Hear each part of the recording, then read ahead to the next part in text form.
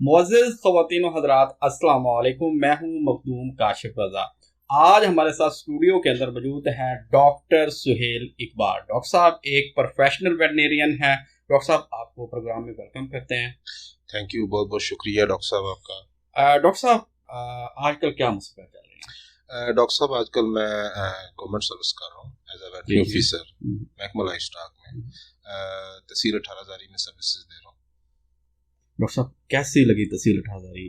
एक शोरकोट से तहसील 18 आना है, डिस्ट्रिक्ट तो एक ही बनता है, लेकिन लोग कैसे हैं तहसील 18 के? एक्चुअली डॉक्टर साहब, ये इस तरह से हुआ है कि तहसील 18 के अंदर बाई चांस ट्रांसफ़र हुआ। एक्चुअली मेरी पोस्टिंग फर्स्ट हुई थी चौसा शाह के अंदर चकवाल में, डिस्ट्रिक्ट चकवाल। जी जी। तो वहाँ पर 3 से 4 साल मैंने सर्विस की है। उसके बाद मेरा जहन तो था शोरकोट अपनी तहसील के अंदर ट्रांसफर का, but due to vacancy issue तो तहसील 18 के अंदर आने का मौका मिला। यहाँ पर आकर मैंने कुछ चीज़ें जो ऑब्जर्व की हैं सर, कि लोग मिलनसार लोग कैसे होते हैं, वो मैंने 18 के अंदर आकर सीखा है, देखा है, बल्कि अपनी आंखों से और ऑब्जर्व किया है। लोगों का मेल जोल देखा है। मकसद है कि लोग आपको मैं ये कैसे समझाऊं, मकसद है कि I don't feel alone here. मकसद है कि मुझे यहाँ के बुजुर्गों ने घर की तरह का माहौल मिला है, और लोग बड़े मकसद मुखलिस किस्म के लोग हैं। जी जी। अच्छा डॉक्टर साहब, जो हमारे पाकिस्तान का एक इन्वायरमेंट है, बेसिकली तो ये एक एग्रीकल्चर मुल्क है, और जो लाइफ स्टॉक है इसका सब सेक्टर है। तो हर घर में जब हम देहाती एरिया में जाते हैं, तकरीबन हर घर में एक जानवर, एक दो गायें भैंसें मौजूद होती हैं। लेकिन इसके बावजूद जो है ना, जो वेटनरी प्रोफेशन है ना, उसको एक अजीब सी निगाह से देखा जाता है। तो आप क्या वेटनरी प्रोफेशन के अंदर बाई चॉइस आए थे या बाई चांस आए थे? डॉक्टर साहब, सबसे पहले इस बात का जवाब देने से पहले कि मैं बाई चांस आया हूँ या बाई चॉइस, मैं पहले एक मिसकंसेप्शन हमारे नाजरीन की दूर करना चाहता हूँ इस बारे में, कि वेटनरी प्रोफेशंस को बेसिकली लोग बुरा नहीं समझते। अगर आप इस चीज़ को बगौर देखें तो वेटनरी प्रोफेशन के बारे में जितनी भी मालूमात, जितनी भी आरा आपको मिलेंगी ना, बड़े अफसोस से कहना पड़ता है, वो वेटनेरियन से ही मिलती है। खुद ही ये अपनी हम खुद अपने आप को बुरा समझते हैं। लाइक कॉन्फिडेंस इशू, कॉन्फिडेंस भी नहीं कहूँगा। एक्चुअली जो इशू है ना हमारा वेटनेरियंस का, अब वेटनेरियन इस तरह क्यों समझता है, ये जानना बड़ा जरूरी है। बिल्कुल।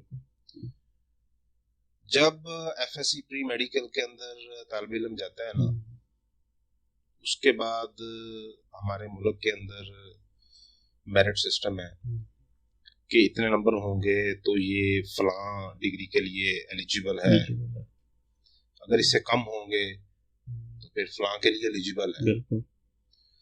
तो अब लकीली या अनलकीली, आप इसको जैसा भी समझें, रियलिटी यही है कि डीवीएम के लिए मेरिट एमबीबीएस से थोड़ा सा लो है। It's true. तो होता ये है कि बच्चे जो ही डीवीएम के अंदर एडमिशन लेते हैं ना, जब उनके हाथ में स्टेथोस्कोप आता है और वाइट एप्रन पहनते हैं, तो यूनिवर्सिटी के माहौल के अंदर वो अपने आप को वेटनेरियन नहीं समझते, क्योंकि उन्होंने अपनी रियल लाइफ के अंदर ना वेटनेरियन को देखा नहीं होता। ये एक बड़ी मेन चीज है। ये मैं आपको अपनी लाइफ एक्सपीरियंसेस से चीजें बता रहा हूँ, क्योंकि मैं बेसिकली एक देहाती फैमिली से ताल्लुक रखता हूँ। हमारा देहाती बैकग्राउंड है, जिम्मेदार घराने से हैं, माल मवेशी में ही हमारा जामपाल हुआ है, समझे। हमने इन चीजों को बड़ी बारीकी से देखा हुआ है। तो वो वहां पर जाकर ना, जो तलबा हैं वो अपने आप को एमबीबीएस डॉक्टर के साथ कंपेयर करने की कोशिश में लगे रहते हैं। ठीक है, तो अब आप जब ऐसी चीज के साथ अपने आप को मुकाबले में रखेंगे ना, जो अब नहीं है, वो मुख्तलिफ है, वो मुख्तलिफ हमसे मुख्तलिफ, मकसद वो हमसे बहुत ही मुख्तलिफ है। ठीक है, हमारा जो वेटरनरी प्रोफेशन है ये it's not designed for treatment of animals basically. हमारा जो प्रोफेशन है ये इकोनॉमिक्स से रिलेटेड है, इकोनॉमी से। ठीक है, हमने इसको सादा अल्फाज में अगर मैं आपको समझाने की कोशिश करूं तो जो वेटरनेरियन होता है ना, उसका प्राइम ऑब्जेक्टिव, जो भी मुल्क तरक्की किए हैं जहां पर वेटरनेरियन ने अपना नाम बनाया है, लाइकवाइज लोग ऑस्ट्रेलिया की बड़ी बात करते हैं, तो उसको अपने ना ऑब्जेक्टिव का पता है। वेटरनेरियन का काम ये नहीं होता कि मालिक के पास गया, उसका जानवर चेक किया और इस सोच में लग गया कि इससे मैंने कितने पैसे निकालने हैं। इबादत समझ के करे तो नहीं, ये वो भी है, अच्छी बात है, लेकिन हमारे वेटरनेरियन का जो प्राइम ऑब्जेक्टिव होना चाहिए ना, वो ट्रीटमेंट करे, लेकिन उस ट्रीटमेंट का ऑब्जेक्टिव ये होना चाहिए कि इस ट्रीटमेंट के बाद मालिक की जेब में कितने पैसे जाएंगे। बिल्कुल, उसको क्या फायदा होगा आपकी ट्रीटमेंट। मकसद है कि अगर देखें ना, अगर एक गाय है बीमार, ठीक है, गाय बीमार है, फार्मर ने डॉक्टर साहब को कॉल किया, डॉक्टर साहब ने जाके एक इंजेक्शन इधर लगाया, एक इधर लगाया, एक इधर लगाया, अगले दिन वो खाना पीना शुरू कर देगी, उससे अगले दिन वो दूध से भाग जाएगी। हाँ बिल्कुल, प्रोडक्शन खत्म हो गया। ठीक है, अब ये अप्रोच गलत है। अब जहां पर हमने अप्रोच कौन सी अपनाई, एमबीबीएस डॉक्टर वाली, ठीक है, अब ये थोड़ा सा डिफरेंस होता है। ठीक है, हमने उसका ट्रीटमेंट ऐसा करना है कि अब उसने अगर 1000 रुपए अपने ट्रीटमेंट पे खर्च किया है ना, तो उसको बदले में 5000 का प्रॉफिट होना चाहिए फार्मर को। Then you are a successful veterinarian, not that के भी वो खाना नहीं खा रही थी, अब खाना खा रही है, और उसका ये प्राइम ऑब्जेक्टिव ही नहीं है फार्मर का। वो दो चीजें चाहता है कि मेरा जानवर हर साल बच्चा दे, मेरा जानवर अच्छा दूध दे, इसी से उसको प्रॉफिट। अब ये डिफरेंस में सर आपको बात शुरू हुई थी एमबीबीएस और डीवीएम की, तो we should not compare ourselves with MBBS. मैं एक अक्सर है कि आइडियलिस्टिक किस्म का आदमी नहीं हूँ, प्रैक्टिकल किस्म का आदमी हूँ। जो रियलिटीज होती है ना, जहाँ पर बंदा रहता हो, उनको एक्सेप्ट करना चाहिए। अगर हम एमबीबीएस की तरह का लैविश लाइफस्टाइल जीना चाहते हैं ना, तो फिर हमें एफएससी प्री मेडिकल में बहुत पढ़ना चाहिए। ठीक है, हाँ, कुछ ऐसे वेटरनेरियंस भी हमारे मुल्क के अंदर हैं जिन्होंने एमबीबीएस को छोड़कर डीवीएम किया है, वो ये चीजें डिजर्व करते हैं। और अगर आप उनसे पूछे तो वो कभी भी आपको नहीं कहेंगे कि वेटरनेरियन एक अच्छा शोबा नहीं है, वो हमेशा इसकी तारीफ करेंगे। ये सारे मामला कहाँ पे आते हैं? ये उन लोगों की तरफ से आते हैं जो जिनका वहां दाखला नहीं हो पता, फिर वो इधर आते हैं, फिर अपने आप को वो ख्वाब एमबीबीएस के देख रहे होते थे, फिर वो अपने आप को उससे कंपेयर करना शुरू कर देंगे। मतलब आप उसमें थोड़ा सा इशू ये होता है कि वेटरनेरियन को ना अपने आप में प्राउड फील करना चाहिए। अगर आपने वेटरनेरियन की इज्जत देखनी है तो वहां देखें जिसके पास जानवर है, उसको वेटरनेरियन की कदर करता है। आप कहना जी मैं इस्लामाबाद में रहता हूँ, वहां पर उस आदमी ने ना बिल्ली रखी है, ना डॉग रखा है, ना गाय भैंस तो वहां है नहीं, तो वो आपको उतनी रिस्पेक्ट दे जितनी वो एमबीबीएस डॉक्टर को देता है। इट्स इम्पॉसिबल, वो ही डोंट नीड यू। बिल्कुल, कोई शक। तो अगर आपने अपने बारे में फीडबैक लेना है तो उन जिम्मेदारों से लें जिनके पास जानवर है, जिनको पता है कि ये जानवर दूध देगा, ये दूध हम बेचेंगे, उससे 4 पैसे आएंगे और मेरे बच्चों के पेट में रोटी जाएगी। वहां पे पूछें आप के वेटरनेरियन की क्या रिस्पेक्ट है, क्या कदर है। तो ये बेसिकली मकसद ऐसी बात नहीं है कि हमारे मुआशरे में कोई वेटरनेरियन को एक अच्छा शोबा नहीं समझा जाता। जिनको वेटरनेरियन की जरूरत है वो उसको अपने सर पे बिठाते हैं। मतलब इलाके का डीसी भी है ना सर, किसी के घर में नहीं जाता। बिल्कुल, एक वेटरनेरियन को लोग घर में बुलाते हैं, बिल्कुल बिठाते हैं, इज्जत देते हैं। एक बड़े से बड़ा एमपी एमएनए भी है ना, तो वो बर्तन उठा के, कांधे पे तौलिया रख के, हाथ में साबुन पकड़ के उसके हाथ धुलवा रहा होता है। बिल्कुल, कोई शक नहीं। ठीक है, तो तो ये इज्जत होती है। अगर आप ऐसी जगह पे देखेंगे जहाँ पे आपकी नीड ही नहीं है तो आप वहां से देखें क्योंकि मुझे वो रिस्पेक्ट मिले। अब एमबीबीएस की जरूरत तो हर घर में है ना जी, हर घर में इंसान है, बच्चा है, बीवी है, तो इसलिए आपको ये चीजें नजर आती है। वेटनेरियन के नाम आपने क्लिनिक्स देखे हैं कहीं पे।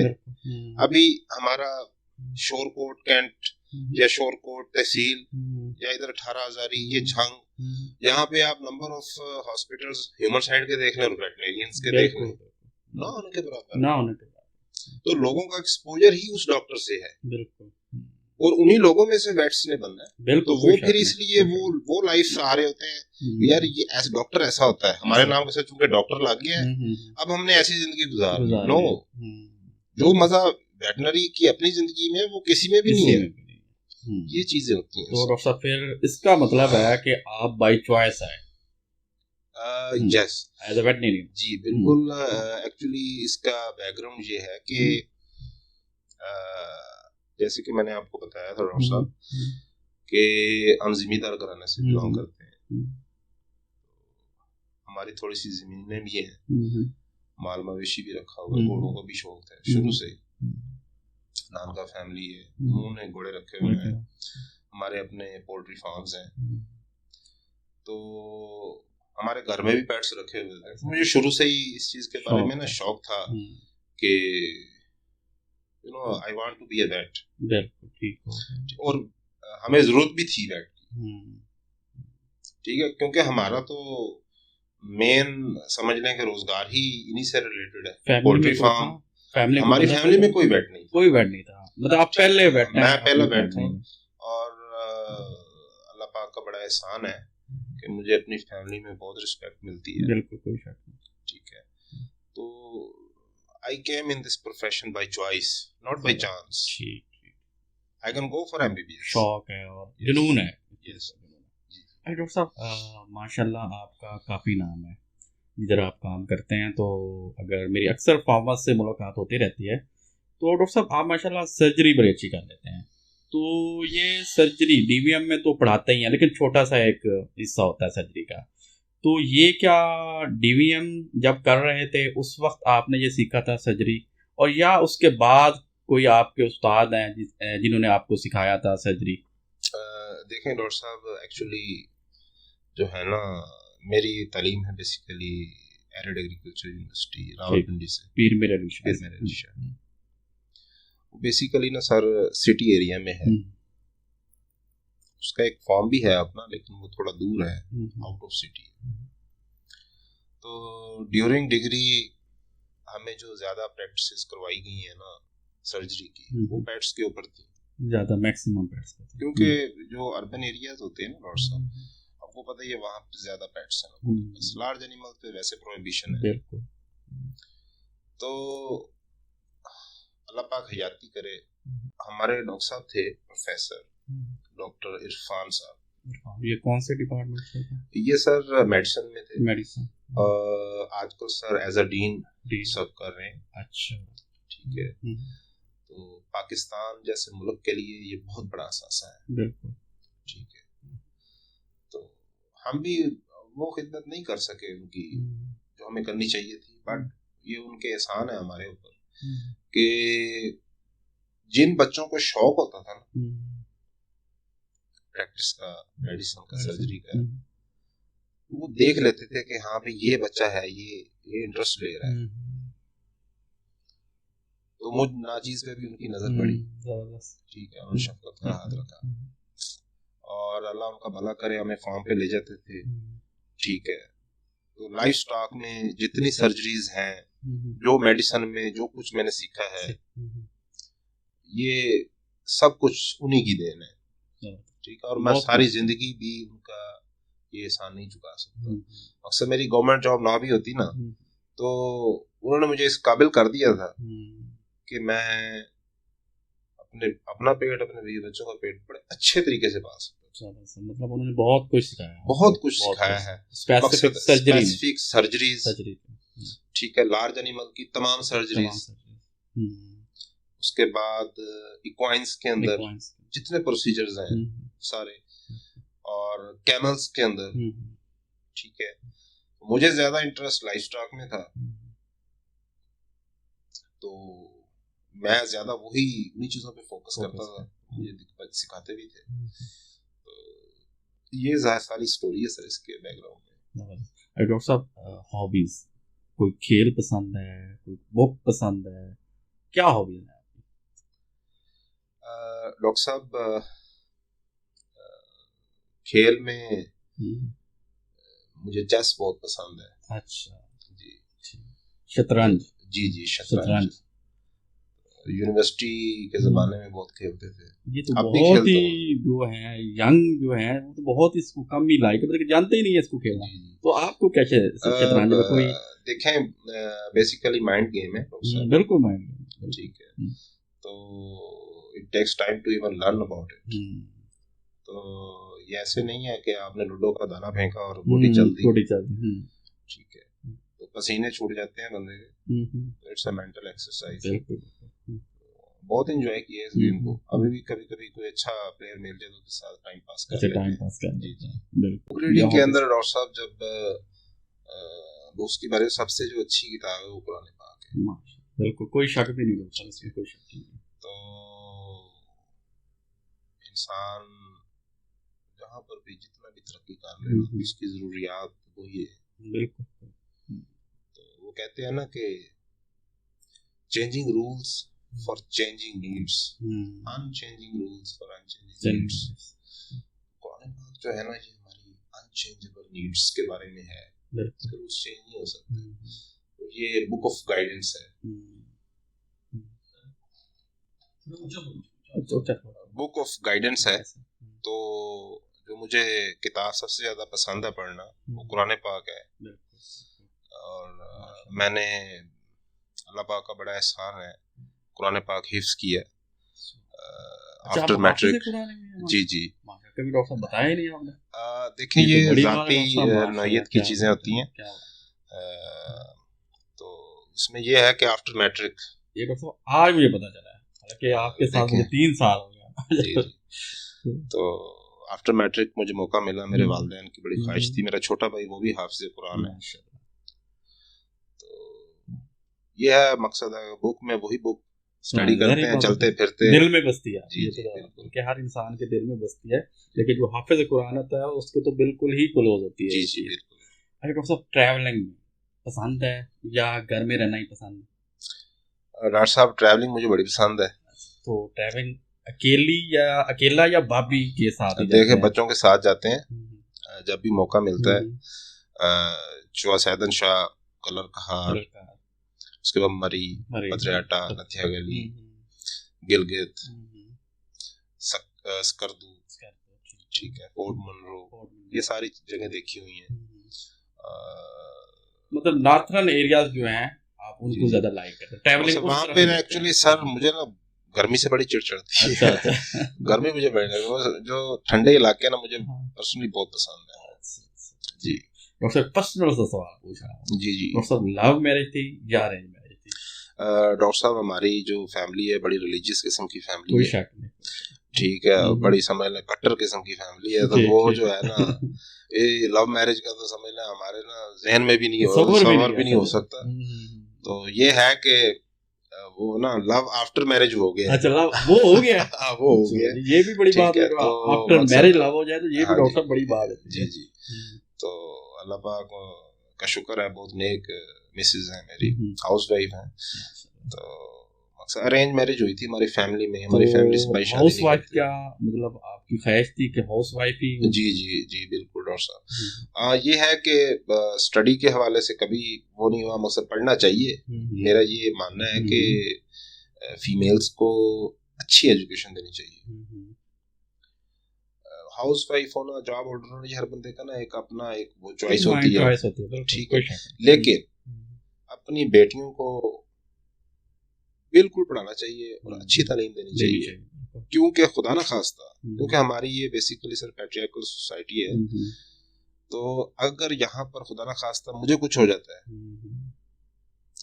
तो मेरी बीवी के पास इतनी एजुकेशन जरूर होनी चाहिए कि वो कुर्सी पे बैठकर पैसे कमा ले, किसी के घर बर्तन मांजने जोगी ना रहे। बिल्कुल। और एक अच्छी माँ ही अच्छे बच्चे को बिल्कुल सर, क्योंकि बच्चे ही मुआशरे की असास हैं। अगर वालदा पढ़ी लिखी है तो वो बच्चे ऑलरेडी उसी हिसाब से ग्रोन अप होंगे, बिल्कुल वैसे ही उनके अखलाकियात, वैसी ही तरबियत, वो सारी आगे बच्चों में झलकती है। डॉक्टर साहब, अगर वेटनेरियन ना होते तो क्या होता है? डॉक्टर साहब, अगर मैं फ्रैंकली आपको बताऊं ना, अगर मैं वेटनेरियन ना होता तो मेरा जो ख्वाब था ना कि आफ्टर अगर वेटनेरियन की जॉब नहीं मिलती, मेरी जो पूरी कोशिश थी ना वो थी पीएसपी ग्रुप को ज्वाइन करने की। सीएसएस की मैंने तैयारी की, मेरे पास एक्चुअली एज ओवर मेरी हो रही थी, एक ही अटेम्प्ट थी, तो मेरी तैयारी भी अच्छी थी, सारा कुछ था, लेकिन एक मिसहैप हो गया, थोड़ा पर्सनल नोयत का है, उसकी वजह से मैं सर एग्जाम अटेंड नहीं कर पाया, तो बैड लक हो गया। ठीक है, लेकिन मैं अल्लाह का शुक्र अदा करता हूँ कि ये फील्ड मेरे लिए ज्यादा बेहतर है, वहाँ पर हाँ जी बिल्कुल लाइक भी करता, तो अल्लाह पाक का बड़ा एहसान है। जी जी, तो अल्लाह ताला बंदे को वही देता है जो बंदा कर सके। ठीक है, मेरे लिए यही बेहतर है, मुझे लगता है। ठीक है। अच्छा डॉक्टर साहब, एक माशाल्लाह आप एक प्रोफेशनल और अमली तौर पर जो आपने सब कुछ किया हुआ है वेटनरी के प्रोफेशन में, तो डॉक्टर साहब आपका एक पैगाम चाहेंगे कि आप जो वेट कम्युनिटी है उनको एक पैगाम दें जिससे वो अपना एक गोल जो है वो सेट करें और वो भी आगे जो है अपनी जो है उनका जो एक गोल की अचीवमेंट है वो भी अपनी हासिल कर सकें। तो एक स्पेसिफिक पैगाम जो है आपने देना है अपनी वेटनरी कम्युनिटी को। देखें, सबसे जो most of the important message है मेरी वेटनरी कम्युनिटी को, वो यही है कि don't try to compare yourself, you are the best. ठीक है, तो हाँ, हमारी जब डिग्री होती है तो उस वक्त कोशिश करें, जो बच्चे इस वक्त डिग्री कर रहे हैं उनको चाहिए कि वो अपने कुछ सब्जेक्ट्स जैसे कि एनाटॉमी और फिजियोलॉजी, पैथोलॉजी, इन चीज़ों में अपनी ग्रिप ना बहुत मजबूत रखें। अच्छा, देखने में ना ये सब्जेक्ट बड़े खुश्क लगते हैं, बंदा भागता है सर्जरी मेडिसिन वाले सब्जेक्ट्स में, लेकिन अगर इन 3 सब्जेक्ट्स में आपकी महारत नहीं है ना, तो you would not be able to become a successful veterinarian ever. ठीक है, और जब फील्ड के अंदर आए तो डॉक्टर साहब, जितने भी हमारे डॉक्टर हजरात हैं फील्ड के अंदर, इनसे एक ही रिक्वेस्ट करता हूँ कि हमेशा जानवर को जब चेक करें तो अपने जहन के अंदर ये चीज़ दौड़ाएं कि ये जानवर है, 3 लाख की भैंस है, ये 10 लीटर दूध दे रही है, अब इसको ये मसला हो गया है, तो आपके जहन में ये होना चाहिए कि जो जिम्मेदार है उसका प्राइम ऑब्जेक्टिव ये है कि हर साल एक बच्चा दे मेरी भैंस, और उसका दूध या इतना ही रहे या इससे बढ़ जाए। तो आपका ट्रीटमेंट का फोकस इन 2 चीजों पे होना चाहिए। ये ना हो कि आप उसकी ब्यूटी पे लगे रहें, उसको इंजेक्शन लगाते रहें ट्रीटमेंट के लिए, और पता लगे जी वो तो जो पूरा साल उस बेचारे ने दूध पीना था उसका वो दूध से ही चली गई है। ठीक है, तो ये है कि अपनी डायग्नोसिस को मजबूत करें और कोशिश करें कि आपके ट्रीटमेंट से जिम्मेदार की जेब में पैसे जाएं। वो ऐसे ही जाएंगे ना कि अगर एक गाय 5 किलो दूध देती है तो डॉक्टर साहब आए हैं, तो मतलब एक सक्सेसफुल वेटनरियन का जो लैंडमार्क जिसको मैं समझता हूँ ना, वो ये है कि उसके बारे में ना हमारा देसी मकूला मशहूर है कि यार ये डॉक्टर इतना काबिल है कि माजे दे नेड़े दी लंघ जावे ना तो किलो दूध वधा जांदी है। ये जो है ना, ये एक सक्सेसफुल वेटनरियन की अलामत होनी चाहिए। सो थिंक लाइक दिस, तब आप सक्सेस हासिल कर सके। अगर जिम्मेदार के पास डॉक्टर साहिबान पैसे आएंगे तो वो वेटनरियन को पैसे पे करेगा। अगर जिम्मेदार के पास ही पैसे नहीं, आप उसको ही इस काबिल नहीं बना सके कि उसकी जेब में 4 पैसे आएंगे, तो वो डॉक्टर को क्या पे करेगा, और फिर डॉक्टर का लाइफस्टाइल कैसा होगा। मतलब ये सारी चीजें हैं। डॉक्टर साहब बड़ा थैंक्स, अल्लाह आपको खुश रखे और मज़ीद तरक्की अता फरमाए आपके प्रोफेशन में भी और आपकी दुआदी लाइफ में भी।